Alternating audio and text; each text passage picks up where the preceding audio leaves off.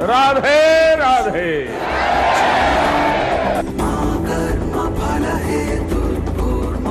जय Shri Krishna.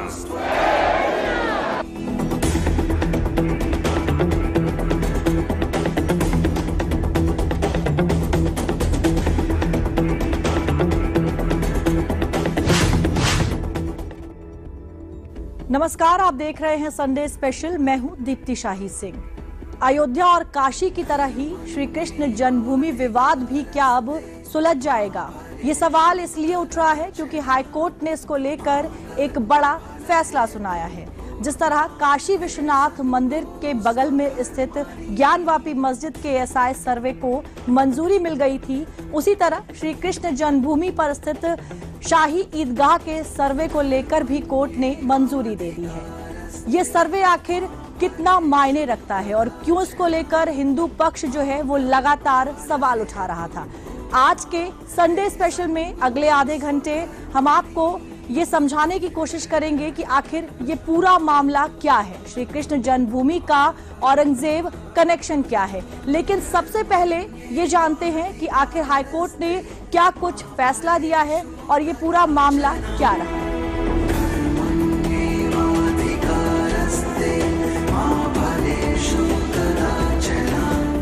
Vrindavan so one नहीं, नंदगांव सा गांव, बंसी वट सो वट नहीं, कृष्ण नाम सो गांव। 350 साल पुराने विवाद का होगा अंत।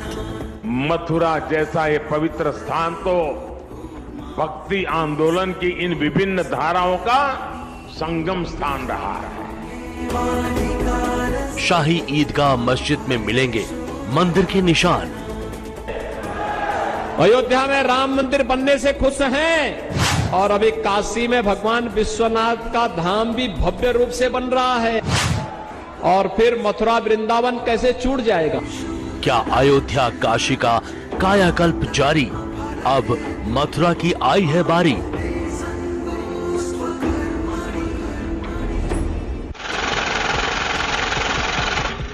ये वो तारीख है जब सदियों पुराने विवाद के हल होने की ओर एक बड़ा फैसला लिया गया।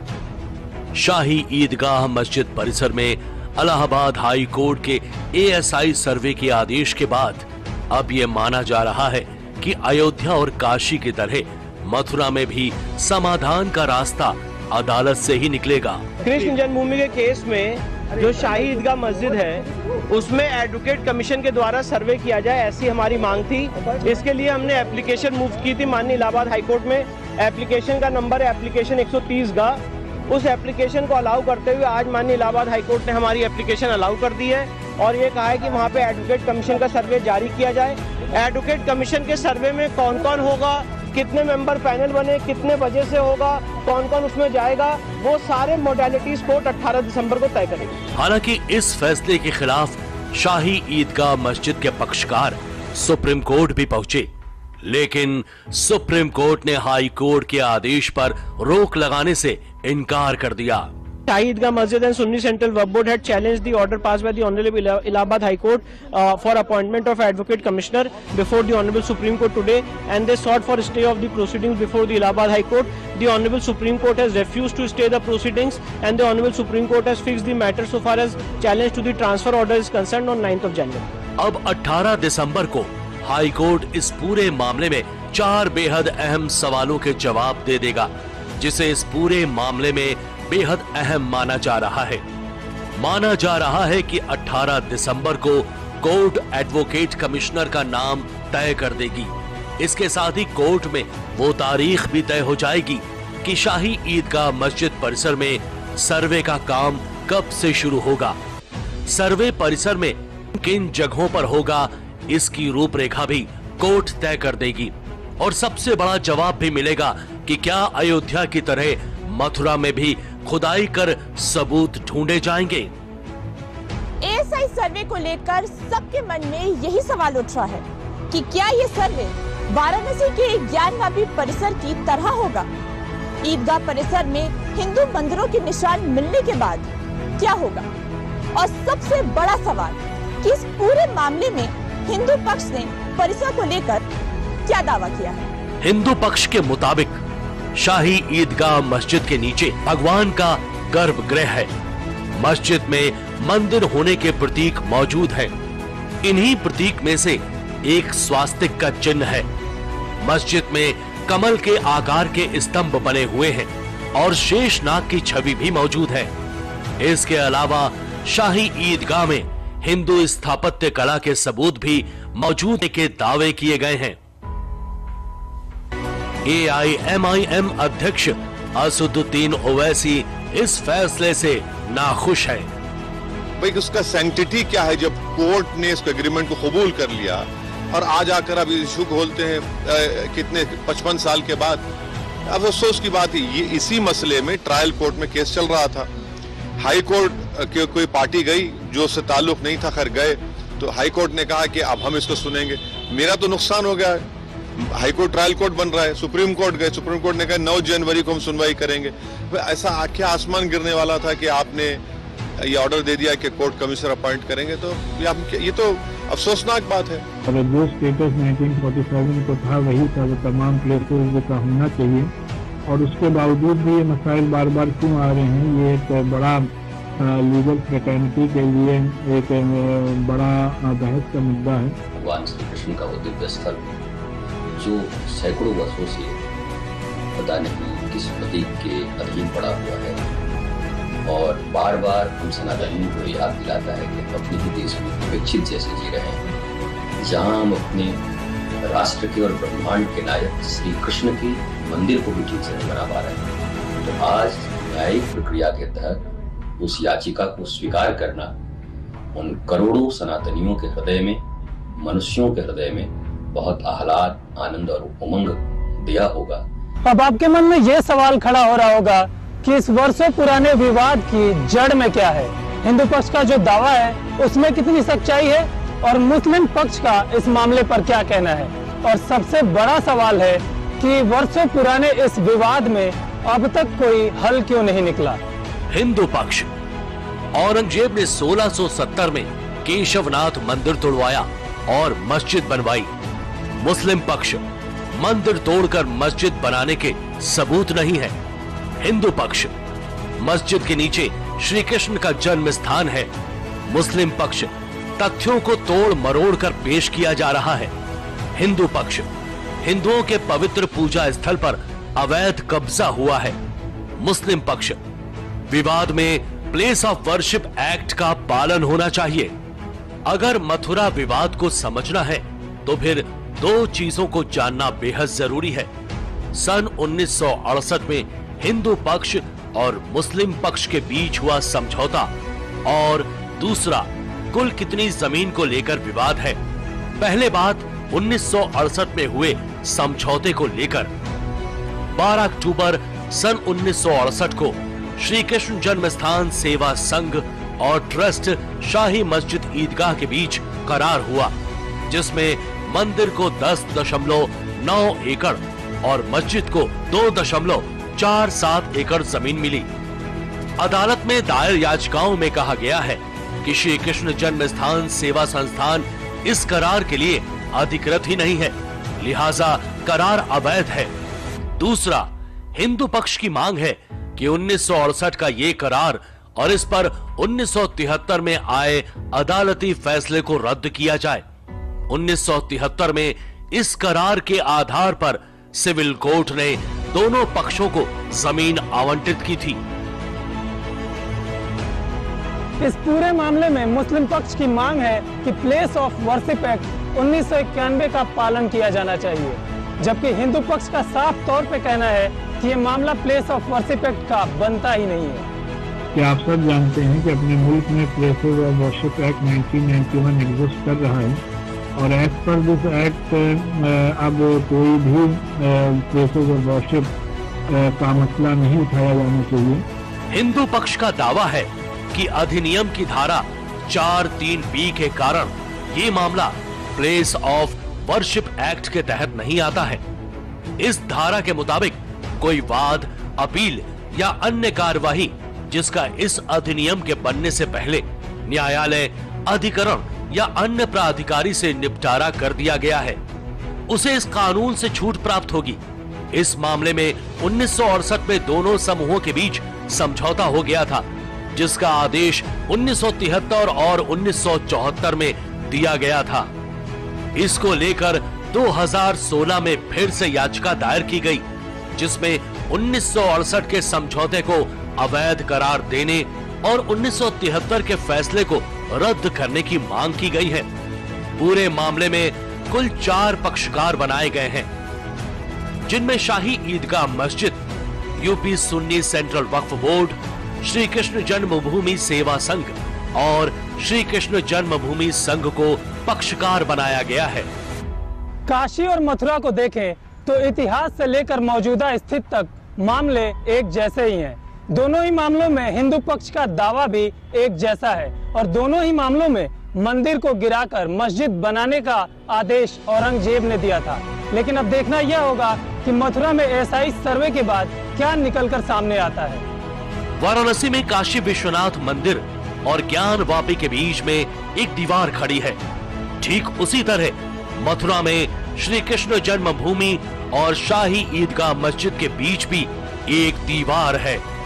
ज्ञान वापी को लेकर भी हिंदू पक्ष का दावा है कि परिसर में हिंदू देवी देवताओं से जुड़े चित्र और चिन्ह मौजूद हैं। मथुरा में भी शाही ईदगाह मस्जिद को लेकर यही दावा किया गया है। वाराणसी में दावा है कि औरंगजेब ने मंदिर गिराकर ज्ञान वापी बनवाया। मथुरा में भी दावा है कि 1670 में केशव मंदिर औरंगजेब ने गिरवाया और शाही ईदगाह मस्जिद बनवाई। ज्ञान वापी में एएसआई सर्वे में शिवलिंग जैसी आकृति मिली है। मथुरा में एएसआई सर्वे होना अभी बाकी है। मथुरा विवाद को लेकर सभी 18 याचिकाओं पर इलाहाबाद हाईकोर्ट में सुनवाई हो रही है। हाईकोर्ट में अयोध्या जन्मभूमि विवाद की तर्ज पर ही मथुरा विवाद का ट्रायल हो रहा है। 18 दिसंबर को कोर्ट कमिश्नर की नियुक्ति के साथ ही ये साफ हो जाएगा कि मथुरा में सर्वे कब से होगा। सर्वे के बाद ही इस पूरे मामले का सच सामने आएगा।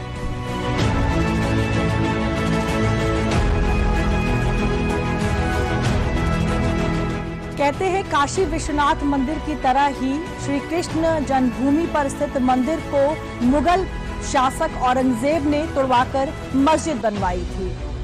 इतिहास की माने तो इस मंदिर को 3 बार तोड़वाया गया और 4 बार इसको बनाया गया। मंदिरों को तोड़कर मस्जिद बनाना औरंगजेब का शगल था। औरंगजेब का इतिहास क्या रहा और उसके जुल्म की कहानी क्या है, ये भी आपको बताते हैं। ऊंचाई से चिढ़कर औरंगजेब ने तोड़वा दिया था मंदिर। मंदिर को तोड़कर नमाज पढ़ने की मेहराब बनवाई गई।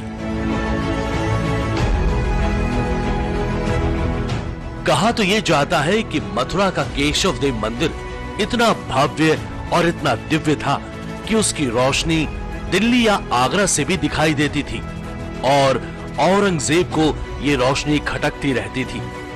माना जाता है कि इसी चिढ़ की वजह से औरंगजेब ने 1669 में केशव देव मंदिर को गिराने का आदेश दे दिया।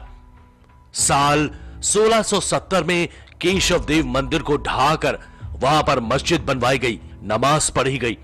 इसीलिए ही इसका नाम शाही ईदगाह मस्जिद पड़ा।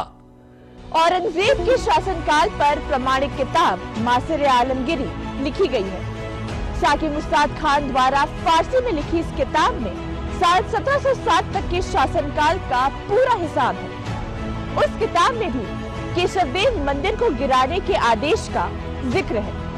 मासिर ए आलमगीरी के पेज नंबर 60 पर साकी मुस्ताद खान ने लिखा था कि जनवरी 1670 में बादशाह औरंगजेब ने आदेश दिया कि मथुरा में जो केशव देव मंदिर है उसे गिरा दिया जाए। जितने भी मूर्तियां हैं जिनमें कीमती जवाहरात जड़े हैं जो मंदिर में रखी थी, उन्हें आगरा लाया जाए और बेगम साहिबा मस्जिद की सीढ़ियों के नीचे दफन कर दिया जाए। यानी जिस शख्स ने ये सब कुछ अपनी आंखों से देखा था उसे शब्दों में अपनी किताब में उतार दिया और इसमें उन्होंने मंदिर तोड़े जाने का भी जिक्र किया। इस किताब में साकी मुस्ताद खान ने यह भी लिखा कि बाद में मथुरा का नाम तब बदलकर इस्लामाबाद रख दिया गया और इसके बाद हुक्म की तामील करने वालों को इनाम भी दिए गए। इतिहास गवाह है कि मथुरा के केशव देव मंदिर को 3 बार तोड़ा गया और 4 बार बनवाया गया। मौजूद दस्तावेजों के मुताबिक कृष्ण जन्मभूमि पर पहली बार हमला 1017 से 1018 ईस्वी में अफगानिस्तान में गजनी के शासक महमूद गजनवी ने किया था। 16वीं शताब्दी में मंदिर को दूसरी बार दिल्ली के सुल्तान सिकंदर लोदी ने तोड़ा था। लोदी ने ही हिंदुओं के नदी में स्नान और नदी किनारे सिर मुंडाने पर भी प्रतिबंध लगाया था। तीसरी बार मथुरा में केशव देव मंदिर को औरंगजेब ने तोड़ा। जेम्स फर्ग्यूसन ने अपनी किताब history of Indian and eastern architecture में लिखा है कि मंदिर की 4 मंजिला इमारत को ऊपर से 2 हिस्सों में काट दिया गया। काटी गई छत पर औरंगजेब ने मेहराब बनवाया और 1670 में खुद नमाज पढ़ने गया। यही कारण है कि ये मस्जिद अब ईदगाह मस्जिद कहलाती है। एक बड़ा सवाल ये है कि श्री कृष्ण जन्मभूमि के 13.37 एकड़ जमीन पर मालिकाना हक किसका है। जमीन के कागजात पर बतौर मालिक किसका नाम दर्ज है, क्योंकि जब मुगल बादशाह थे तो उनके समय में उनके राज्य की जमीनों को उनका ही माना जाता था, लेकिन जब अंग्रेज आए तो पहली बार जमीन किसी एक व्यक्ति के नाम पर दर्ज हुई। श्री कृष्ण जन्मभूमि की जमीन का इतिहास। इलाके की जमीन नजूल यानी गैर कृषि भूमि में मानी गई। इस जमीन पर पहले मराठा और फिर अंग्रेजों का आधिपत्य था। 1815 में बनारस के राजा पट्नीमल ने 13.37 एकड़ जमीन अंग्रेजों से नीलामी में खरीदी। ईस्ट इंडिया कंपनी से जमीन खरीदने के बाद राजा पट्नीमल और उनके परिवार का किस्सा बेहद भावनात्मक है। राजा पट्नीमल ने जब से ये जमीन खरीदी है तब से इस जमीन पर केस चला है। हालांकि हर बार ये केस राजा पट्नीमल और उनका परिवार जीतता रहा, लेकिन करीब 125 साल तक मुकदमे चलते रहे और राजा पट्नीमल और उनका परिवार मुकदमा लड़ता रहा। कर्ज में डूब गया, लेकिन श्री कृष्ण जन्मभूमि जाने नहीं दी। फिर आता है साल 1944। राजा पट्नीमल के वंशज राजा राय कृष्ण दास ने फरवरी 1944 को पंडित मदन मोहन मालवीय, गणेश दत्त और भीखन लाल आत्रेय को इस संकल्प के साथ ये जमीन बेची कि वो यहाँ मंदिर का निर्माण करवाएंगे। कहा तो ये भी जाता है कि जमीन का केस लड़ते लड़ते राजा राय कृष्ण दास पर 13,400 रुपए का कर्ज चढ़ गया। उस पर से ब्याज 10,000 रुपए उस समय था। उन्होंने जमीन मंदिर बनाने के संकल्प से पंडित मालवीय और बाकियों को बेची और सिर्फ उतने में बेची जितना कर्ज था। बाकी ब्याज उन्होंने धीरे धीरे खुद चुकाया। पंडित मालवीय की मृत्यु के बाद 1946 में ही जमीन की देखरेख के लिए जुगल किशोर बिरला ने श्री कृष्ण जन्मभूमि ट्रस्ट बनवाया। इसी ट्रस्ट को साल 1951 में श्री कृष्ण जन्मस्थान सेवा संस्थान के तौर पर पंजीकृत कराया गया। श्री कृष्ण जन्मभूमि की 13.37 एकड़ की जमीन का मालिकाना हक श्री कृष्ण जन्मस्थान सेवा संस्थान के पास 1968 तक रहा, लेकिन इसके बाद ट्रस्ट ने मुस्लिम पक्ष से समझौता कर लिया। समझौते में शाही ईदगाह मस्जिद का पूरा मैनेजमेंट मुस्लिम पक्ष के पास चला गया। समझौते के बाद परिसर में रह रहे मुस्लिमों को इसे खाली करने को कहा गया। साथ ही मस्जिद और मंदिरों को एक साथ चलाने के लिए बीच दीवार बना दी गई। समझौते में यह भी तय हुआ कि मस्जिद में मंदिर की और कोई खिड़की, दरवाजा या खुला नाला नहीं होगा, यानी यहाँ उपासना के 2 स्थल एक दीवार से अलग होते हैं। श्री कृष्ण जन्मभूमि और मुकदमों का चोली दामन का साथ रहा है। इस मामले में करीब 190 सालों से मुकदमेबाजी चल रही है। पहला मुकदमा मुस्लिम पक्ष ने 1832 में दर्ज कराया था और तब से लेकर आज तक इस मुकदमे में जितने भी फैसले आए हैं वो हिंदू पक्ष में आए हैं। कई अंग्रेज जजों ने भी अपने फैसले में मुस्लिम पक्ष के दावे को गलत ठहराया है। पहला मुकदमा 15 मार्च 1832। 15 मार्च 1832 में इस नीलामी को लेकर पहली शिकायत कलेक्ट्रेट में दायर की गई, जिसमें कहा गया 1815 में पट्नीमल के नाम कटरा केशवदेव की जमीन नीलाम की गई। उसे निरस्त किया जाए और मस्जिद की मरम्मत करने दी जाए। तब कलेक्टर ने नीलामी को जायज ठहराया था। दूसरा मुकदमा 1897 अहमद शाह ने कटरा केशवदेव के चौकीदार पर केस करते हुए आरोप लगाए कि वो मस्जिद की जमीन पर सड़क बना रहा है और इसे रोका जाए। 12 फरवरी 1897 को कोर्ट ने केस निरस्त किया और कहा ईदगाह भी राजा पटनीमल की संपत्ति है। तीसरा मुकदमा 1920, इसमें मुस्लिम पक्ष की ओर से काजी मोहम्मद अमीन ने कटरा केशवदेव के पश्चिम में स्थित गंगा जी के मंदिर पर हक जताया। कोर्ट ने दावा खारिज किया। चौथा मुकदमा 1928, ये केस राय कृष्णदास ने मोहम्मद अब्दुल्ला खान पर किया। अब्दुल्ला खान मस्जिद के आसपास की जमीन का इस्तेमाल कर रहा था। कोर्ट ने कहा जमीन का मालिकाना हक राय कृष्णदास का है। पांचवा मुकदमा 1946, मस्जिद पक्ष ने पंडित मदन मोहन मालवीय व अन्य को दी गई जमीन को अवैध घोषित करने के लिए केस किया। फैसला पंडित मालवीय और अन्य के हक में आया। छठा मुकदमा 27 सितंबर 1955, इस मुकदमे में श्री कृष्ण जन्मभूमि ट्रस्ट ने पंडित गोविंद मालवीय और अन्य का नाम कागजों में दर्ज कराने को म्युनिसिपल बोर्ड को प्रार्थना पत्र दिया था। प्रतिवादी ने अपील की लेकिन निरस्त हुई। फिर एडीजे कोर्ट में केस किया गया लेकिन फैसला ट्रस्ट के पक्ष में आया।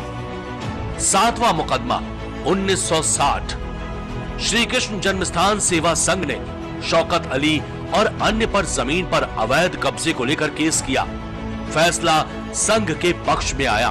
कोर्ट ने कहा अवैध कब्जे वाले ना हटे तो उनकी चल अचल संपत्ति कोर्ट को सौंपी जाए। आठवां मुकदमा 1961, जमीन पर अधिकार को लेकर शौकत अली और अन्य ने जन्मस्थान सेवा संघ पर केस किया। कोर्ट ने फैसले में कहा जो अधिकार राय कृष्णदास को थे वो अब जन्मभूमि ट्रस्ट के पास होंगे।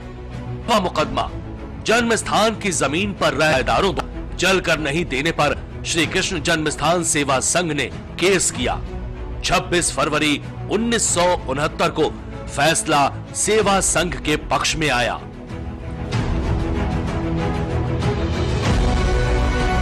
श्री कृष्ण जन्मभूमि को लेकर करीब 350 साल से चला आ रहा विवाद अब थमता नजर आ रहा है। हाई कोर्ट के फैसले के बाद एएसआई सर्वे में सच सामने आने वाला है। हिंदू पक्ष का दावा है कि 1670 में औरंगजेब ने जिस मंदिर को तुड़वाकर मस्जिद बनवाई थी उसी के नीचे वो स्थान है जहां भगवान श्री कृष्ण का जन्म हुआ था। अब हिंदू पक्ष के दावे में कितनी सच्चाई है ये तो एएसआई सर्वे के बाद ही पता चल पाएगा।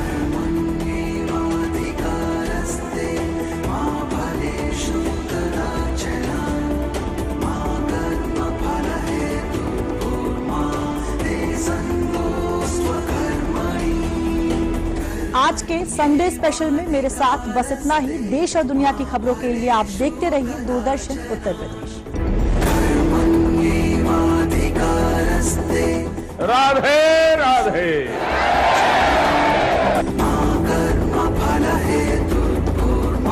जय श्री कृष्ण।